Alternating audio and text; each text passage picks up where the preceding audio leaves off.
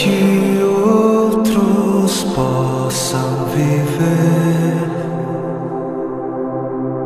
Vale a pena morrer para que outros possam viver.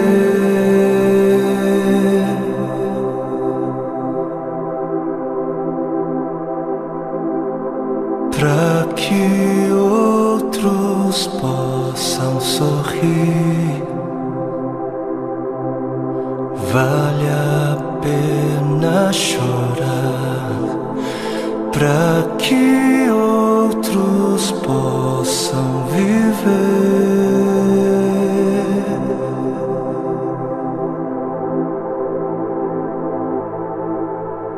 Portanto, visto que temos este ministério pela misericórdia que nos foi dada, não desanimamos.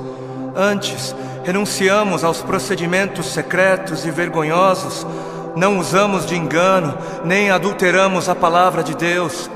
Ao contrário, mediante a clara exposição da verdade, recomendamo-nos à consciência de todos diante de Deus. Pois não pregamos a nós mesmos, mas a Jesus Cristo, o Senhor, e a nós como escravos de vocês por causa de Jesus. De todos os lados somos pressionados, mas não desanimamos. Ficamos perplexos, mas não desesperados. Somos perseguidos, mas não abandonados. Abatidos, mas não destruídos. Trazemos sempre em nosso corpo o morrer de Jesus, para que a vida de Jesus também seja revelada em nós. Pois nós que estamos vivos, somos sempre entregues à morte por amor a Jesus, para que a sua vida também se manifeste em nosso corpo, de modo que em nós atua a morte, mas em vocês a vida.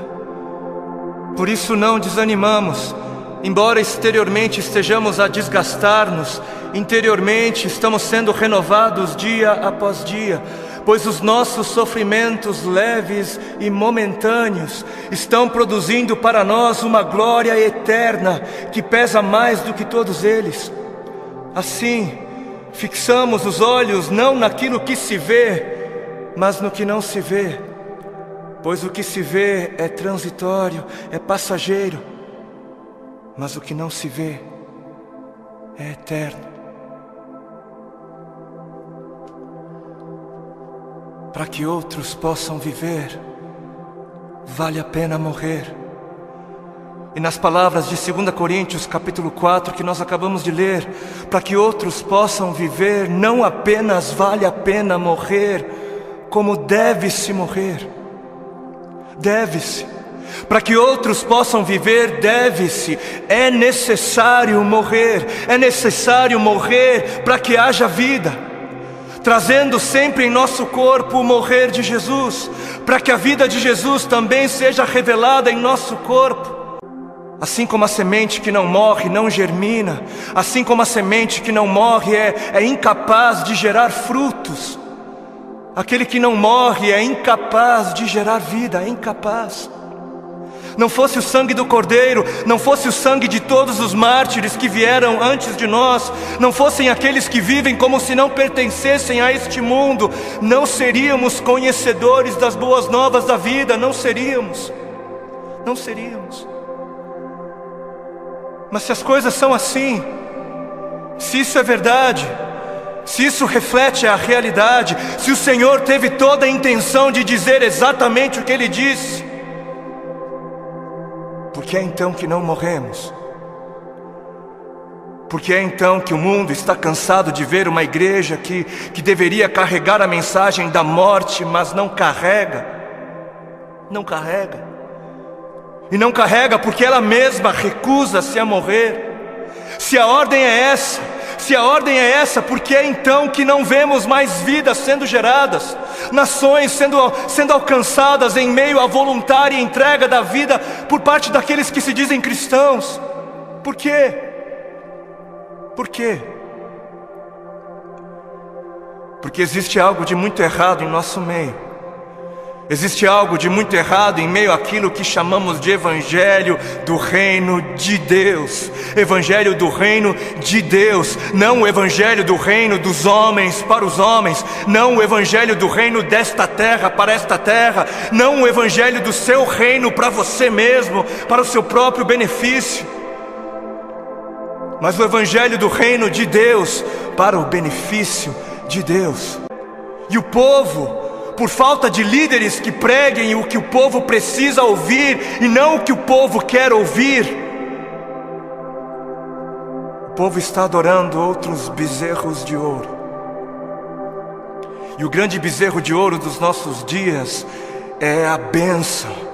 O grande bezerro de ouro dos nossos dias é a vitória, é a conquista, é o bezerro da prosperidade, é a saúde, é o meu bem-estar, é o meu conforto, é a minha necessidade, é o meu reino, é a minha vida.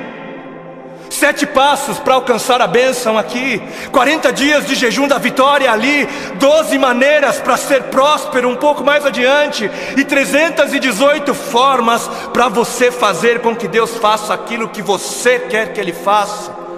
Não importa se Ele queira fazer ou não, porque afinal o modelo de Jesus, não seja feita a minha vontade, mas a sua, serve para Jesus, serve para o Filho de Deus, não serve para mim, não serve para a igreja.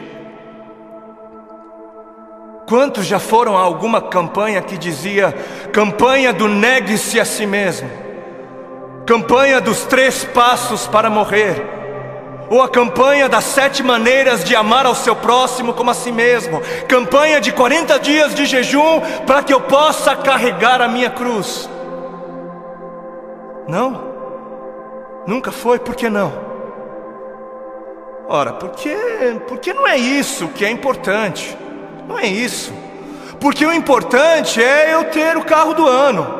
Porque o importante é eu ser abençoado. O importante é eu mostrar o quão abençoado sou. Preciso mostrar, eu preciso mostrar. Porque afinal de contas, se ando de carro importado, é porque Deus me deu, né? Deus me deu. Porque é muito óbvio que Deus está muito mais preocupado com o meu ego. Eu sou tão espiritual e abençoado que é muito óbvio para mim, e é muito óbvio só para mim, que Deus está mais preocupado em colocar dinheiro nas minhas mãos para que eu possa comprar coisas caras e tolas, do que está preocupado em colocar recursos sob os meus cuidados para que eu possa de alguma maneira aliviar a dor dos aflitos. Porque Deus é tão bom para mim, Deus é tão sábio, Ele é tão misericordioso, que Ele prefere que eu compre para mim o meu 100º par de sapatos. Porque o importante é eu encher o meu celeiro até onde der. O importante é o meu reino, é a minha justiça. Porque o importante é eu viver como se não houvesse morte. E Deus que me livre de pensar em morte. Que está escrito na palavra de Deus em Marcos, no capítulo 8 e Mateus 16.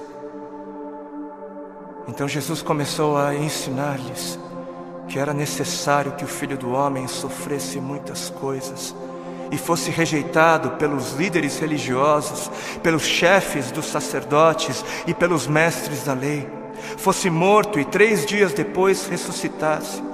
Ele falou claramente a esse respeito. Então Pedro, chamando-o à parte, começou a repreendê-lo.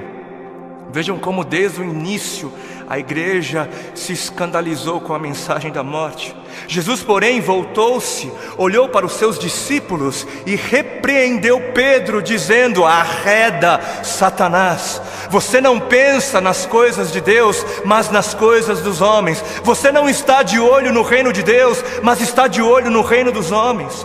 Então ele chamou a multidão e os discípulos e disse: se alguém quer vir após mim, negue-se a si mesmo, tome a sua cruz e siga-me. Se quiser, se alguém quiser.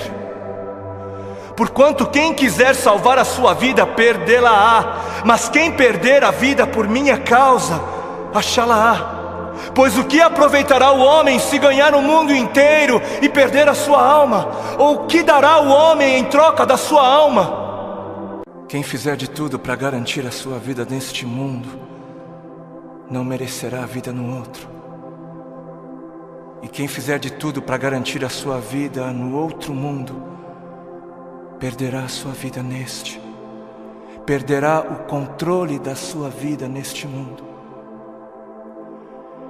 Quem viver de olho nos tesouros deste mundo, receberá somente aquilo que este mundo é capaz de dar. Mas quem viver com os olhos fixos no tesouro eterno, este receberá, este haverá de receber aquilo que a eternidade tem para dar.